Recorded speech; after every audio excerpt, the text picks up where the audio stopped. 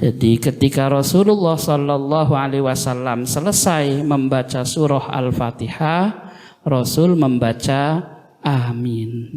Rasulullah tidak tahiyat awal, terus kemudian diganti sujud sahwi. Makanya kalau ada orang tahiyat awal berdiri, makmumnya subhanallah, imamnya duduk lagi, sholatnya batal. Kira-kira kalau imam itu jujur, terus ngomong ke jamaah, maaf saya lupa, wudunya batal, jadi saya wudu dulu, kita Jumatan lagi, gimana tuh Pak?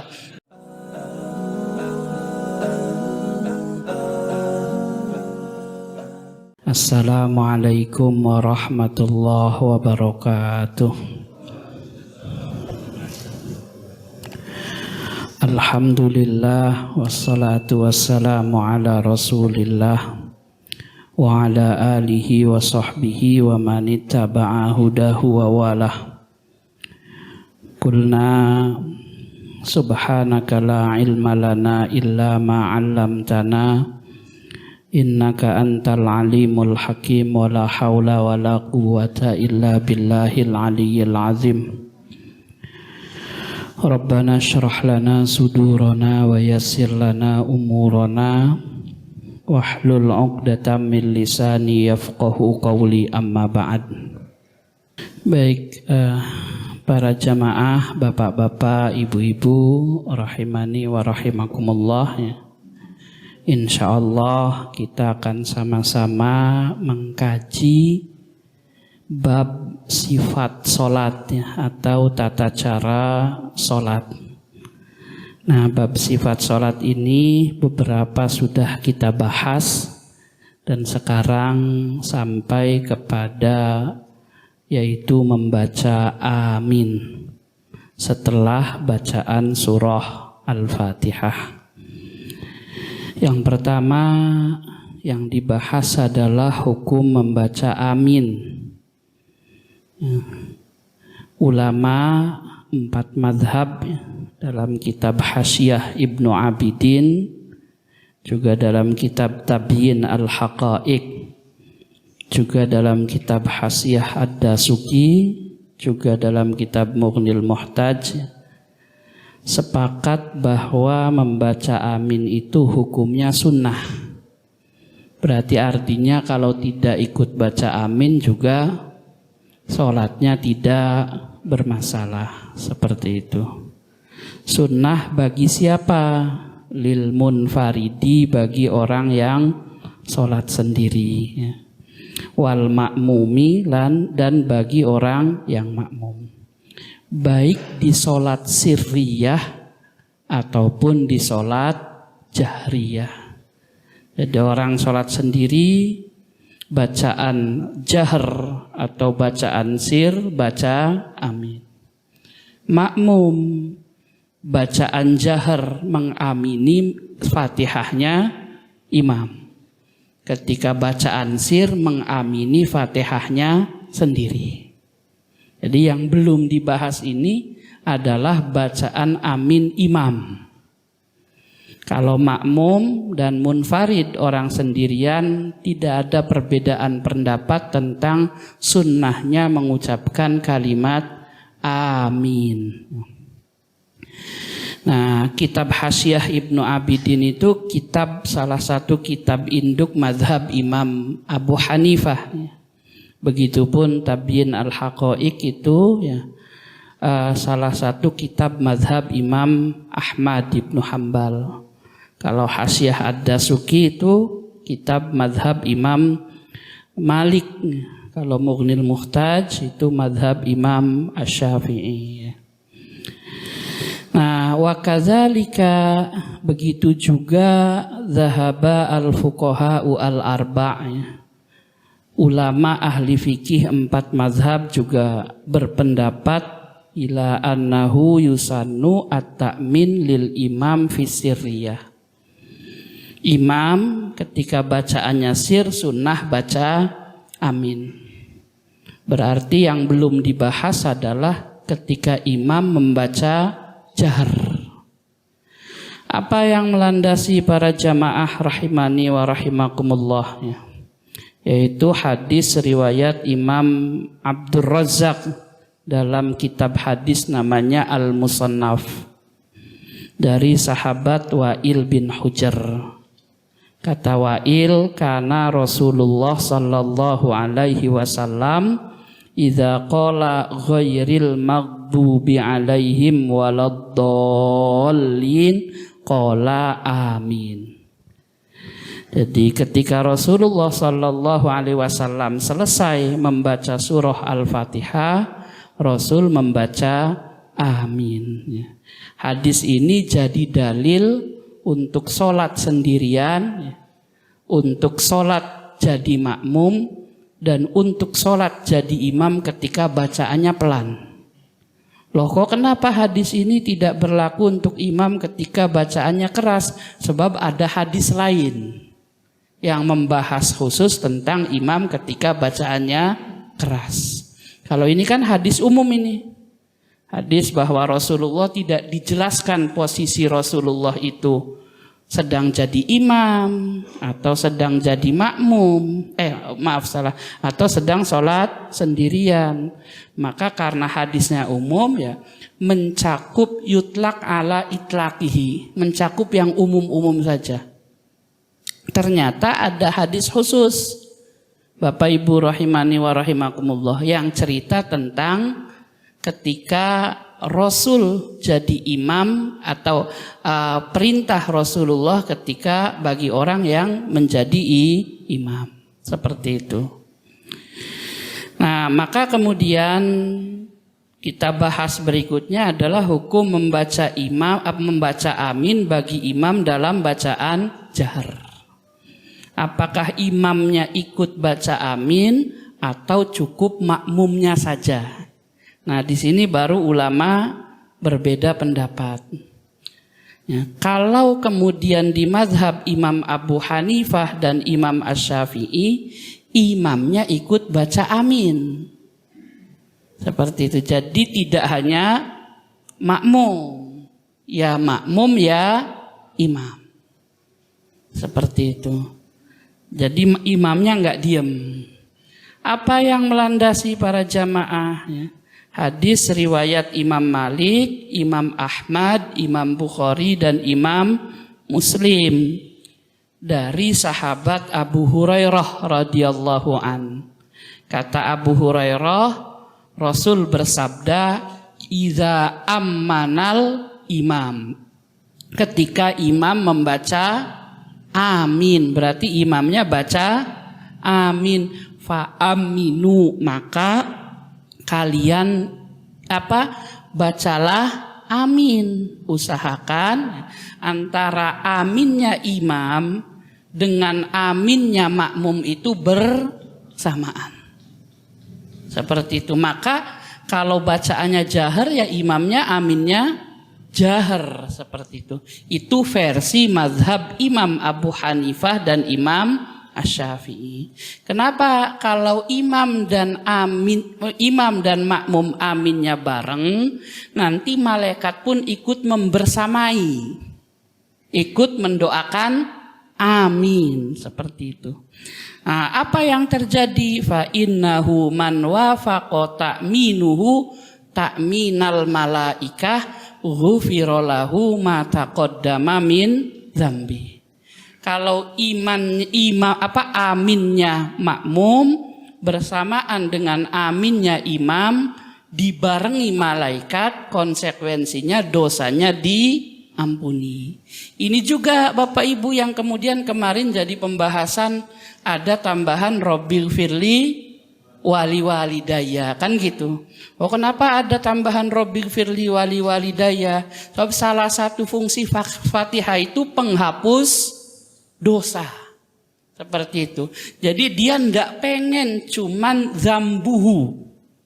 Tidak pengen cuman dosanya yang hilang, tapi juga pengen dosa kedua orang tuanya.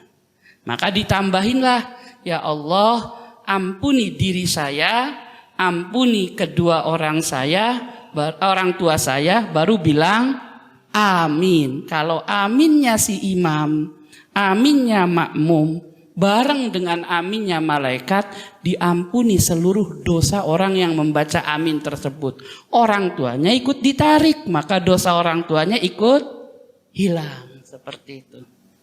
Nah, itu sejarah kenapa kemudian ada kalimat Rabbighfirli wali walidayya. Baik, kemudian yang kedua adalah mazhab Imam Malik. Kalau ikut mazhab Imam Malik, ya, jadi imam itu tidak perlu baca amin. Cukup makmum yang baca amin. Apa alasannya para jamaah rahimani wa rahimakumullah?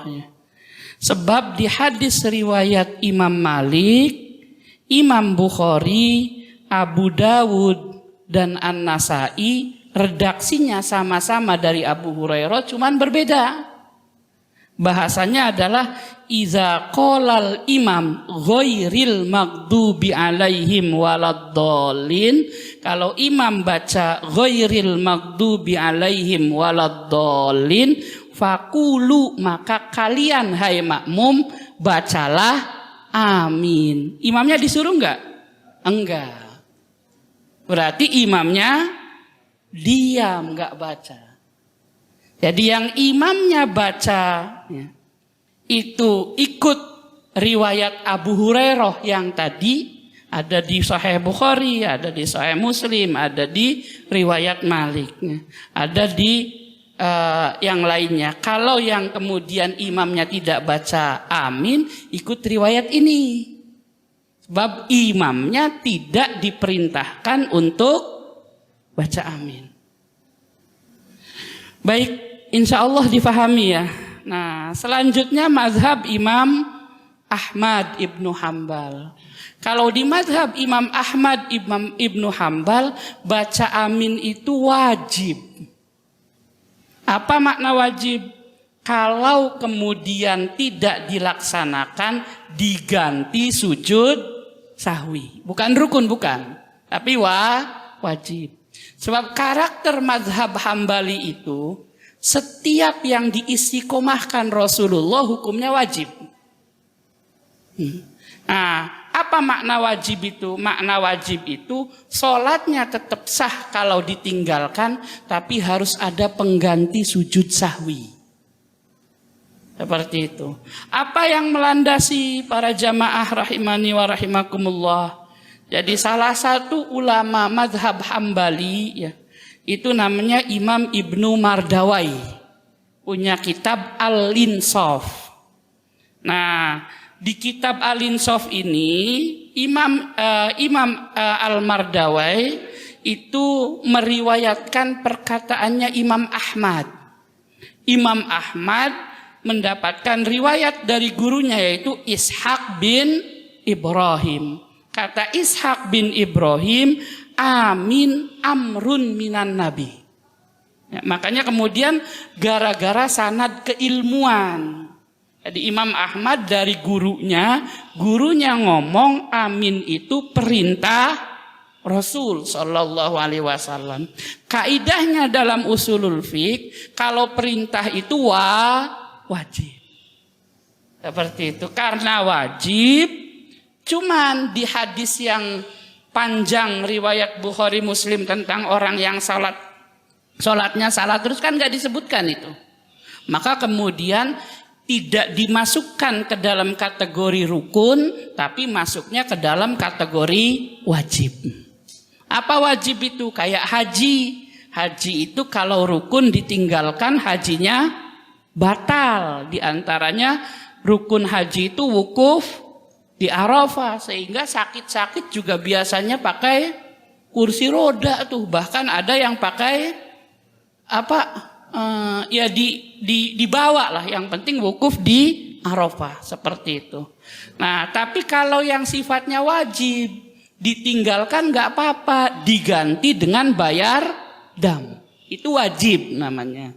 Jadi wajib itu di bawah rukun. Kalau rukun itu tidak ada penggantinya.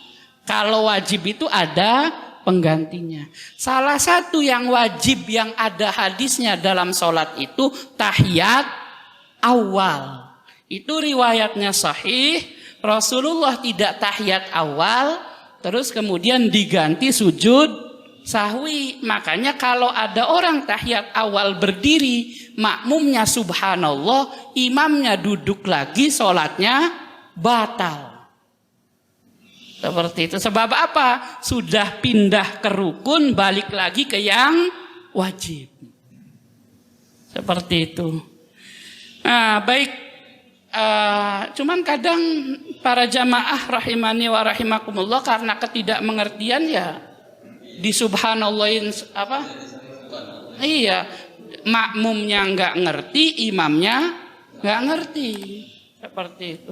Bahkan ketika imamnya ngerti terus kekeh, jadi fitnah, diomongin. Wah, ini imamnya diingetin itu nggak mau turun kayak gitu. Padahal memang aslinya gitu. Makanya kadang sering kebenaran itu pahit, Pak, seperti itu. Saya tuh kasih contoh begini. Kalau ada orang ya, dari rumah sudah wudu, terus buang angin, kayak gitu. Tapi ngobrol sama istrinya, karena ngobrolnya lama lupa tuh. Kata istrinya kasih tahu, itu Pak nggak khutbah di masjid itu kayak gitu. Oh iya. Jalan, lupa nggak punya wudu karena buang angin. Duduk di depan khutbah. Khutbahnya batal nggak nih Pak? Batal, nggak punya wudu. Jadi imam sholat Jumat. Selesai assalamualaikum warahmatullah, assalamualaikum warahmatullah. Oh iya, wudu saya batal. Kira-kira kalau imam itu jujur, terus ngomong ke jamaah, maaf saya lupa, wudunya batal. Jadi saya wudu dulu, kita Jumatan lagi, gimana tuh Pak? Bener nggak imamnya kayak gitu? Bener, tapi fitnah jadinya. Kalau imamnya diem saja aman, kan gitu. Gitu. Tapi dosa makmum ditanggung dia. Makanya kadang kebenaran itu pahit. Ya, gara-gara buang angin. Nah, itu lewat jalur dalil mana aja, buang angin itu nggak ada yang kemudian tidak membatalin wudu. Dan lewat jalur mana saja nggak ada sholat tanpa wudu itu sah. Ya solusinya kasih tahu, Pak, mohon maaf. Saya tadi buang angin, cuman lupa. Jadi sabar ya, kita Jumatan lagi, saya wudu dulu. Besok-besok, wah udah heboh itu kalau memang itu kejadian. Nah, alhamdulillahnya kayak gitu enggak kejadian, Pak ya. Cuman cerita karangan saja. Tapi kan kalau kayak kasus sholat Id yang takbir itu, sholat Id itu tanpa takbir 5 kali itu enggak masalah. Karena seluruh ulama sepakat takbir yang 7 kali dan 5 kali itu sunnah. Tapi Fatihah wajib. Maka ketika sudah baca Fatihah balik takbir, sholatnya batal tuh. Tapi karena ketidakmengertian makmum, akhirnya kemudian ketika imamnya langsung baca Fatihah, makmumnya bilang subhanallah lagi-lagi. Imannya goyah, ya udah takbir lagi aja. Kan main-main jadinya. Seperti itu. Nah, baik. Nah, jadi para jamaah bedakan kenapa ya kemudian kita itu ulama itu kan warasatul anbiya, pewaris para nabi. Jadi kita ngambil ilmu dari Rasulullah itu dari para ulama. Jangan lompat langsung ke Rasulullah. Kecuali kitanya ulama. Seperti itu. Karena rusaknya pemahaman itu bukan ulama ngerasa ulama. Nun sukun dibaca apa Pak? Nun sukun. Misalnya ba nun sukun, ba-nya fathah, dibacanya apa? Ban, kan gitu, betul enggak? Ba fathah, nun sukun, ban misalkan. Nah, terus habis itu ketemu dengan atau gini, alif fathah terus nun sukun dibacanya an kan kayak gitu. Tapi kalau habis itu ketemu ta masih dibacaan? Enggak. Nah, berubah jadi samar nunnya kan. Gitu seperti itu. Siapa yang ngajarin kayak gitu? Rasul. Siapa yang tahu ilmu itu? Ulama. Nah, ketika kita belajar tajwid, Pak ya, ada nggak yang langsung ke Rasulullah? Atau nanya gini deh, itu kok nun sukun ketemu tak dibaca ikhfa ya? Hadisnya mana? Kira-kira ustadznya jawabnya gimana tuh Pak? Ada nggak hadisnya yang menyatakan nun sukun ketemu tak dibaca ikhfa? Atau riwayat siapa kayak gitu? Dari Rasulullah, Rasul mengajarkan nun sukun ketemu ta dibaca ikhfa. Tidak ada. Karena itu mutawatir. Jadi dari Rasul ke para sahabat, ke tabi'in terus diajarkan. Tidak perlu riwayat siapa. Makanya kalau belajar ilmu tajwid itu apa? Ada Quran, ada hadisnya cuman di muqaddimah. Kalau sudah belajar makhorijul huruf, sudah belajar sifatul huruf, sudah belajar nun sukun dan yang lainnya, yang nggak muncul hadis atau apa tuh, cuman contoh-contoh. Padahal itu tata cara baca Al-Quran. Yang kalau baca Al-Quran tidak pakai ilmu itu, ulama sepakat dosa. Jadi Rasul itu kalau bahasa Allah warattilil Qur'ana tartila. Warattilil Qur'ana tartila. Baca Quran itu harus tartil. Makna tartil itu yaitu membaca Al-Quran sesuai dengan makhorijul hurufnya, sesuai dengan sifat hurufnya. Seperti itu. Nah, apa yang mau dimaksud di sini? Sama mahamin Quran juga seperti itu. Ngecek hadis ada ilmunya, namanya mustalahul hadis. Kita enggak bisa, oh ini sahih, ini dhaif, enggak bisa, ada ilmunya. Cara memahami Quran, ini wajib, ini sunnah, ini makruh, ini mubah, ada ilmunya, enggak bisa cuman pakai logika itu.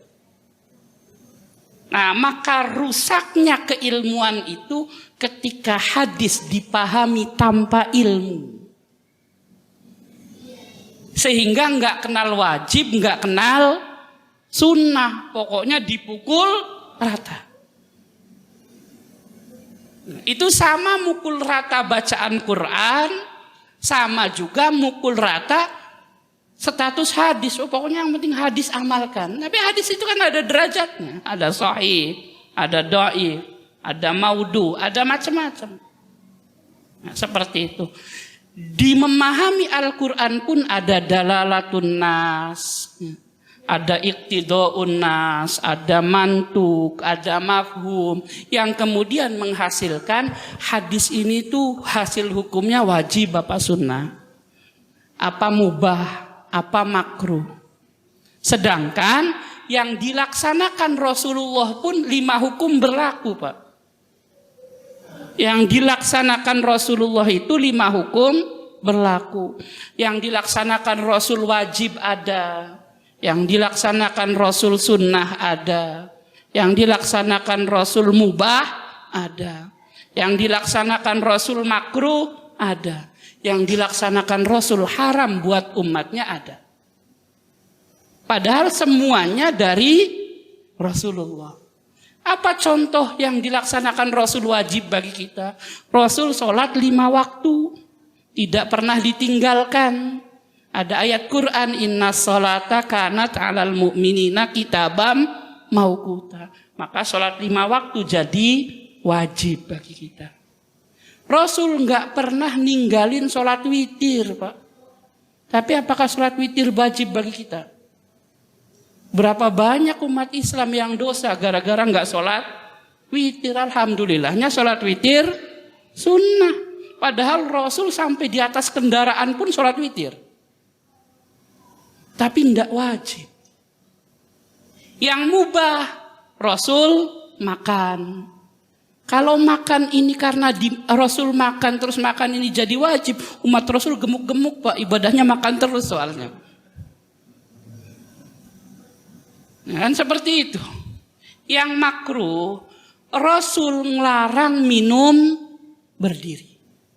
Tapi Rasul pernah minum berdiri air zam-zam lalu wudhu. Itu dua-duanya di Sahih Muslim.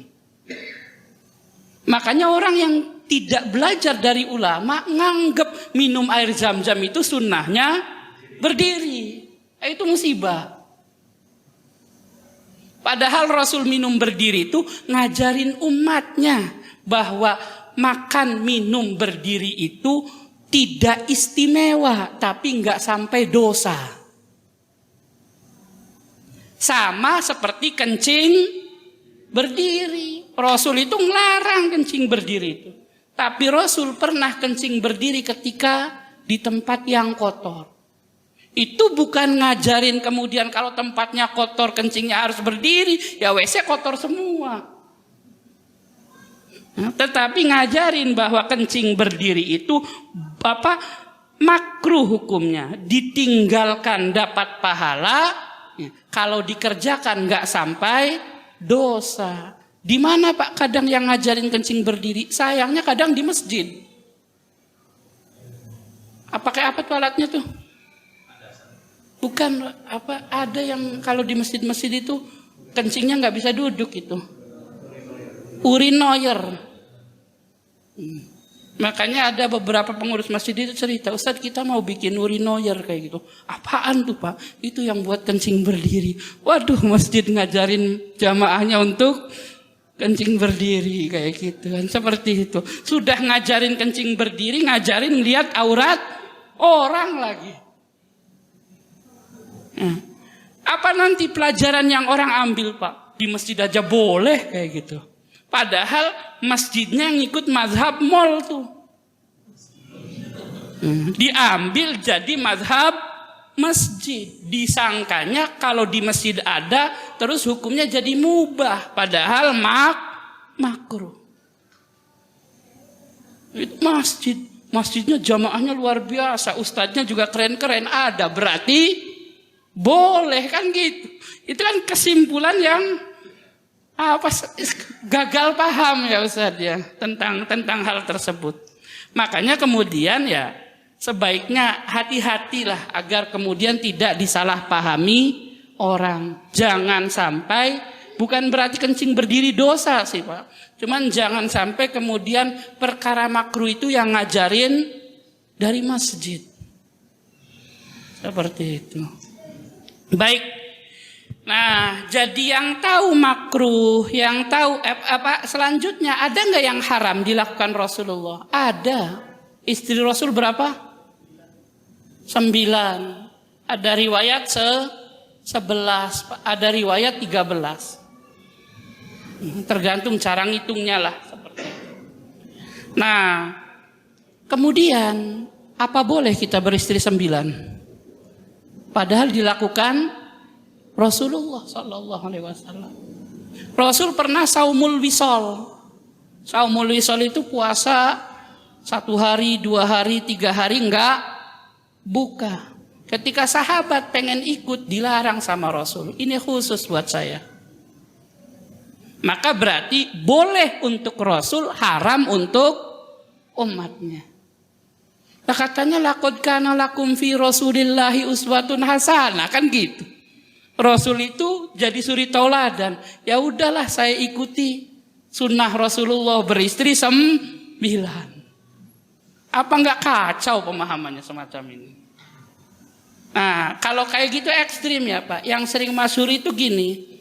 Rasulullah itu nikahnya umur 25 tahun. Jadi kamu kalau 25 tahun nikahlah sunnah Rasul. Ya iya, tapi sunnahnya dapat janda 40 tahun terus mau. Nah, gitu. Kalaupun mau nyarinya susah Pak. Ini janda nih. Umur berapa? 39. Berarti bukan sunnah, nyari lagi. Iya kalau ada. Model kayak gini kan pemahaman model apa semacam ini. Maka kemudian sebaiknya ikut ulama, karena ulama itu pewaris Nabi. Kalau kita belajar hadis Sahih Bukhari, lihat bagaimana pandangan ulama, jangan logika kita yang masuk. Apa pandangan ulama itu? Lihat syarah Fathul Bari, kan syarahnya banyak itu. Nah, ketika kemudian hadis ini pemahamannya ini, kita ikuti lebih selamat. Daripada kita nemu hadis, terus otak kita masuk. Makanya kemudian Rasul katakan, man qala fil Qur'an bi ghairi ilmin falyatabawwa maq'adahu minan nar. Bukan ulama belajar memahami Quran hadis siap-siap masuk neraka. Ngeri juga kan ya Pak Haji ya? Nah, makanya Rasul bilang al ulama warasatul anbiya. Bukan Qur'annya yang salah, Pak. Bukan hadisnya yang salah, tapi orang awamnya yang gagal paham terhadap Quran dan Sunnah. Baik para jamaah rahimani wa rahimakumullah. Jadi amin bagi imam ada yang sunnah mazhab Imam Asy-Syafi'i dan Imam Abu Hanifah. Kalau kita ikut mazhab Imam Malik ya nggak perlu baca amin. Kalau kita ikut mazhab Imam Ahmad ibnu Hambal, kalau nggak baca amin sujud sahwi. Nah, selanjutnya diam sejenak setelah membaca surat Al-Fatihah.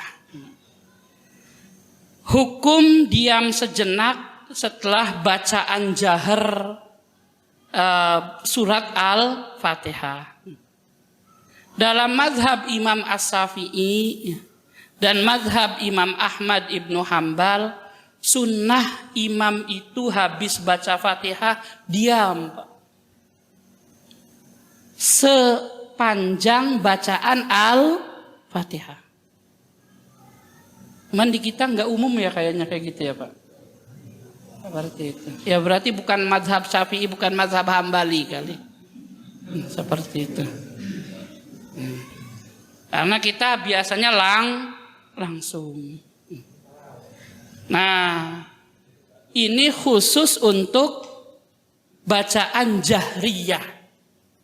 Fungsinya apa? Liyatamakkanal ma'mum min qiraatil Fatihah. Agar makmum diberi kesempatan baca surat Al-Fatihah. Biar enggak nyaingin tuh Pak, imam baca surat, makmum baca Fatihah. Sebab Allah menjadikan hati itu satu. Maka tidak mungkin orang konsentrasi dua. Konsentrasi baca dan konsentrasi mendengarkan. Makanya saya itu berulang-ulang. Ada ulama yang mengatakan kalau di majelis ilmu baca Quran haram baca Qurannya. Loh kenapa bisa haram? Nyaingin majelis ilmu. Jadi seolah-olah menampakkan ke gurunya ilmu dia itu tidak penting. Karena tidak mungkin sambil baca Quran sambil dengerin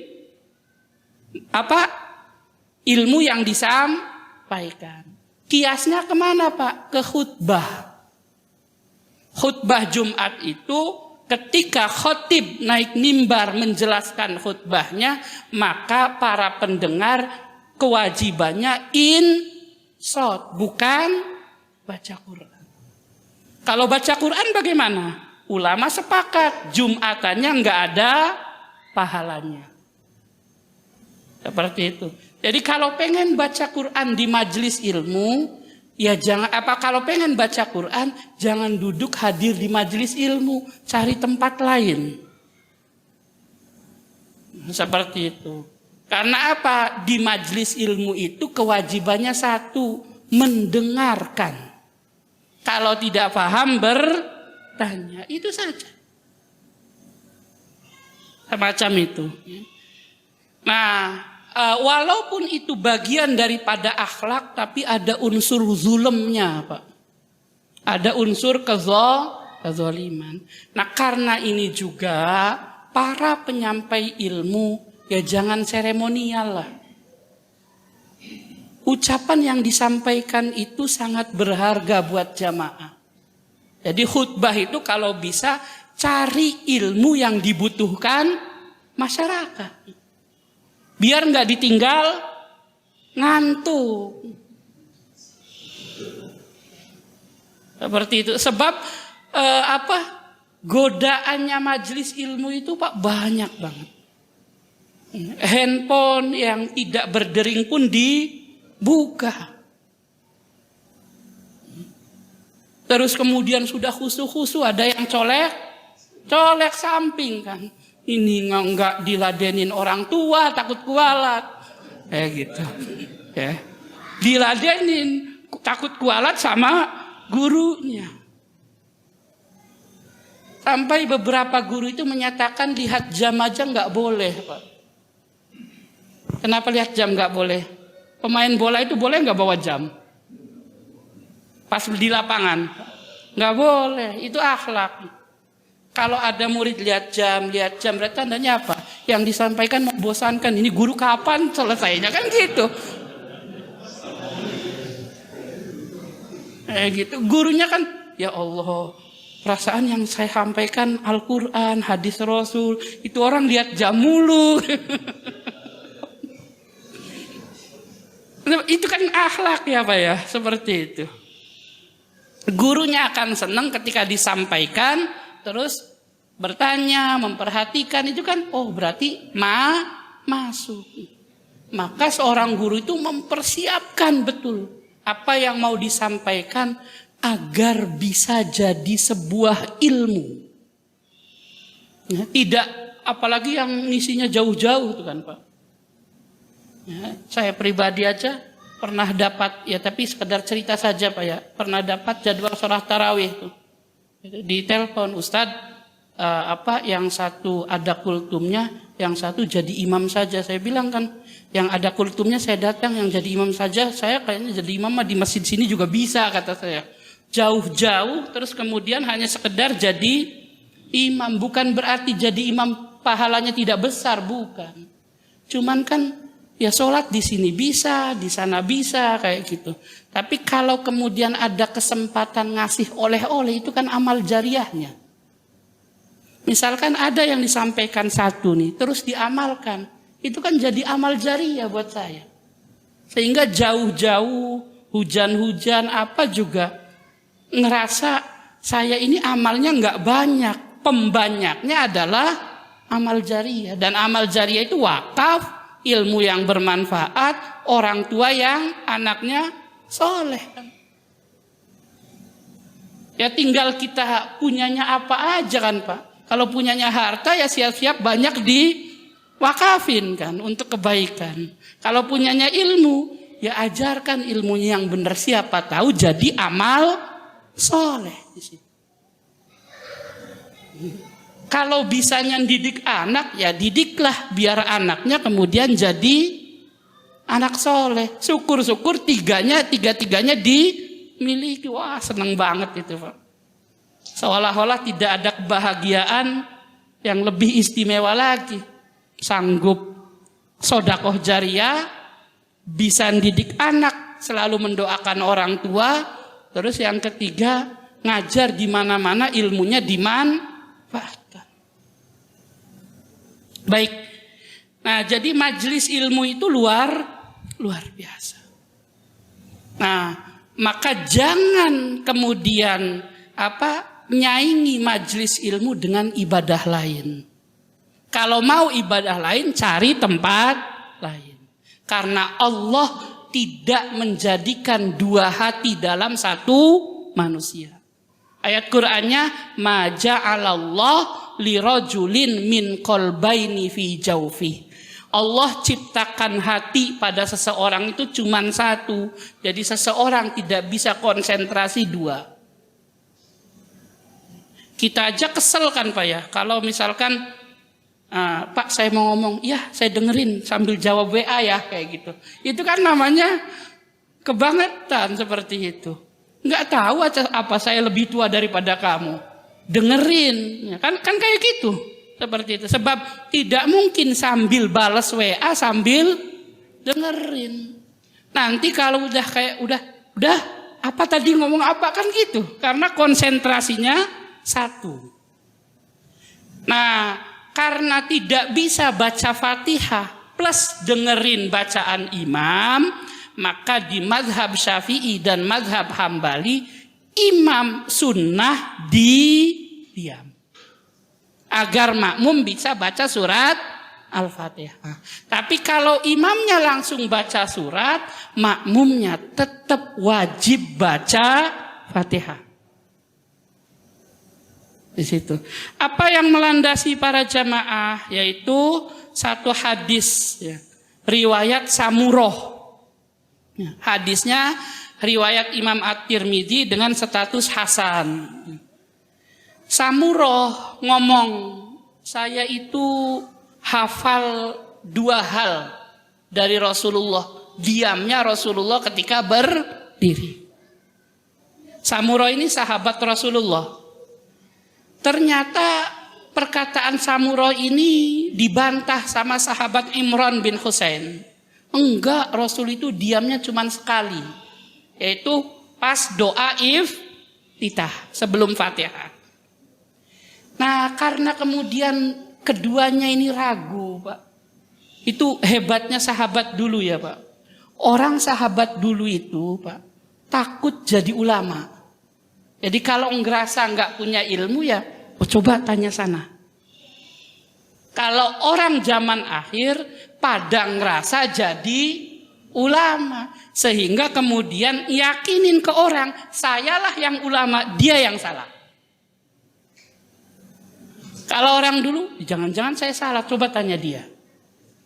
Itu yang bedain. Sehingga para sahabat itu ketika nanya kadang sering dilempar-lempar, Pak. Saya kurang yakin bener apa enggak, coba tanya itu. Dia lebih faqih.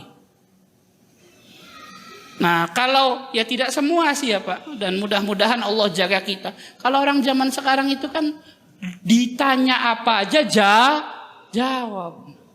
Sudah kayak Mbah Google aja itu. Tanya ini jawab, tanya ini jawab, kan gitu. Otaknya lumayan luar biasa cerdasnya. Nah, karena ragu akhirnya mereka kirim surat ke sahabat yang lebih tahu, namanya Ubay bin Ka'ab. Ubay bin Ka'ab itu imam tarawih di zaman Umar bin Khattab. Jadi tarawih itu kata Imam Suyuti, para jamaah rahimani wa rahimakumullah ya, tidak ada hadis sahih yang menyatakan bilangannya berapa. Di zaman Rasulullah. Ada hadis sahih sholat tarawih itu di zaman Umar bin Khattab.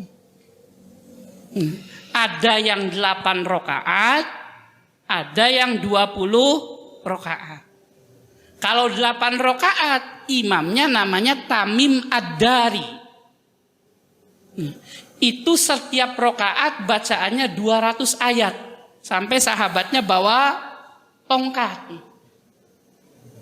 Seperti itu. Sholat tarawih habis isya, selesai menjelang subuh. Seperti itu. Itu 8 rakaat. Nah, akhirnya sahabat ini ngomong ke Umar, Umar berat ini, berdirinya kepanjangan.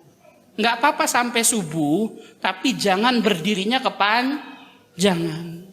Kurangi berdirinya. Akhirnya diganti imamnya Ubay bin Ka'ab 20 rakaat. Tiap 4 rakaat istirahat. Itu riwayatnya sahih juga. Mulai habis isya selesai menjelang subuh. Sama juga, tapi lebih ringan. Kenapa? Banyak geraknya. Kalau berdiri terus kan capek. Nah, maka sholatnya disebut tarawih karena banyak istirahatnya. Tiap 4 rakaat kecapean duduk. Pada zikir, ada yang makan apa, nanti imamnya bilang, udah siap jalan. Nah, itu menghidupkan bulan Ramadan. Di kita debat 8-20 sama-sama setengah jam. Jadi kadang bingung ini. Ngeributin apa kayak gitu.